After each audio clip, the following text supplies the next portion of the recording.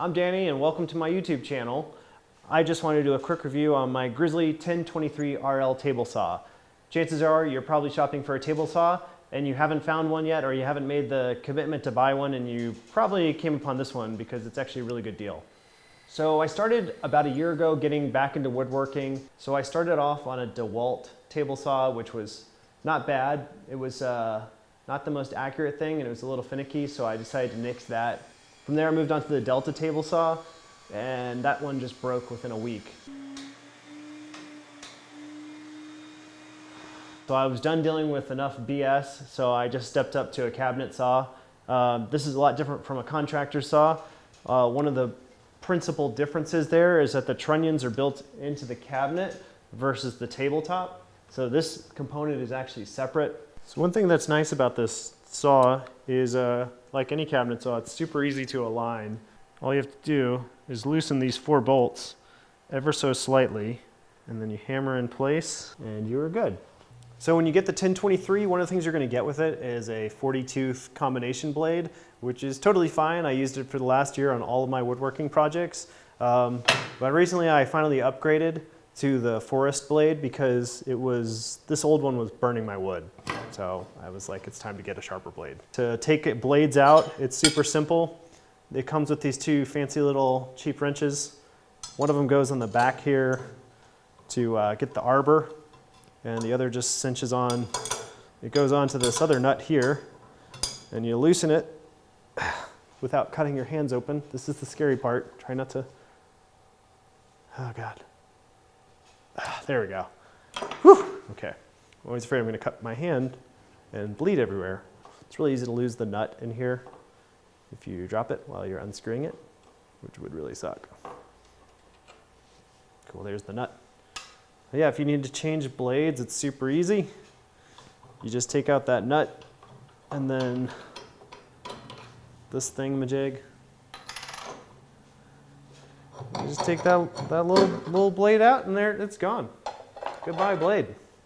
You could also take out the riving knife if you want to. Is super easy on this table saw. There's just a little lever inside of here that you lift up on. Whoop. That's it. Super easy. You can use the one that the table saw, the throat plate that the table saw came with, which will allow for the full 45-degree angle back and forth if you want to cut those kind of cuts. Or you get a custom one that you can make from Lee Craft in this case for a 0 clearance insert, which works just fine. Or if you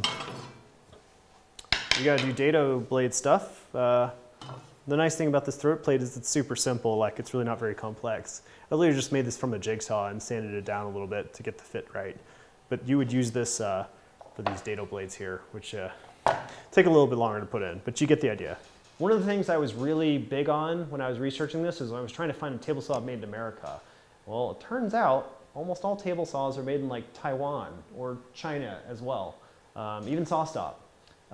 So what that kind of led me to realize was that they're probably all made in the same factory, but just to like slightly different quality control specs. There's really no point in paying a lot more for another one unless it has some weird feature you need specifically. Like, they'll all be close enough. What I really liked about Grizzly stuff was that they seem to have a high accountability for what they're giving out to the customers. That comes from just very good transparency in the shipping process, like when's your package coming, what to expect, what not to expect. Like, is the guy gonna roll it into your garage, or is he gonna leave it out in the driveway, or even the manual. The manual is very well written by somebody who actually cares about woodworking and not by just some technical writer in a basement that they threw down there.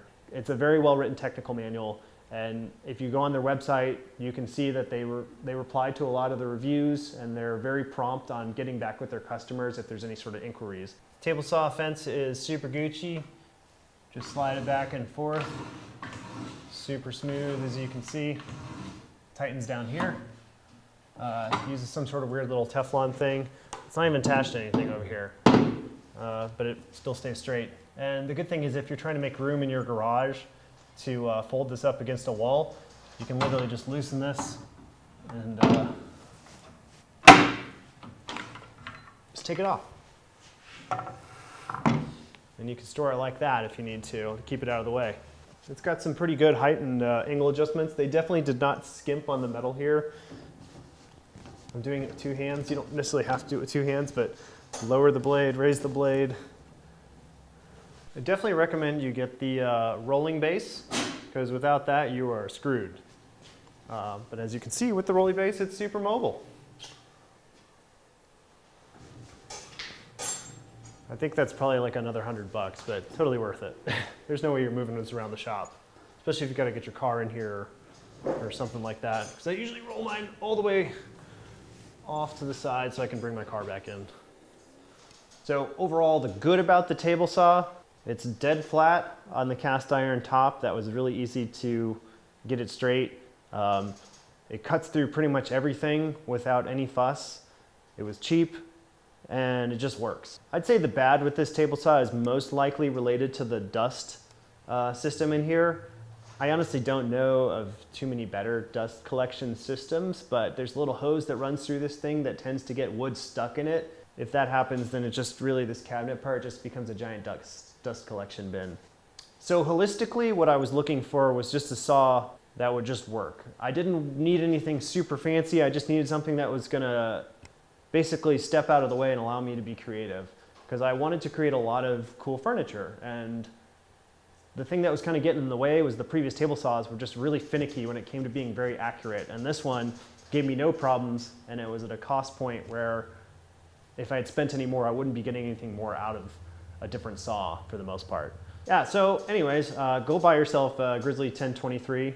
It's a super good table saw. You're not gonna regret it. It is not a bad purchase. There's no gotchas to it whatsoever. So just go ahead and get one. They're not paying me to say that. I paid for this one. This is all on my own accord. I'm just trying to help out the other woodworkers.